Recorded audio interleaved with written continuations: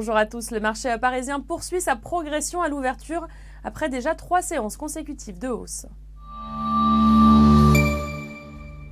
Dans l'actualité ce matin, Amundi, la filiale commune du Crédit Agricole à 80% et de la Société Générale, prépare activement son introduction en bourse. Le document de base a été déposé auprès de l'AMF et les analystes estiment que la société pourrait être valorisée entre 7 et 8 milliards d'euros.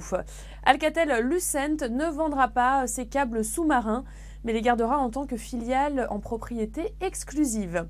Airbus a confirmé avoir étudié des opportunités d'accord avec le constructeur aéronautique Bombardier. Les discussions entre les deux groupes ont été interrompues. Et puis un œil à Rexel qui a été contraint à lancer un avertissement sur ses objectifs à cause de la détérioration de la situation sur certains marchés. Les rumeurs se multiplient sur une initiative de Renault et Nissan pour modifier leurs relations. Des pourparlers qui ont pour but de contenir l'influence de l'État français, monté récemment à près de 20% du capital de Renault, rapporte le quotidien Nikkei. Et selon le journal, les deux parties évoquent la possibilité de voir la part de Renault dans Nissan passer sous la barre des 40%, contre plus de 43% actuellement.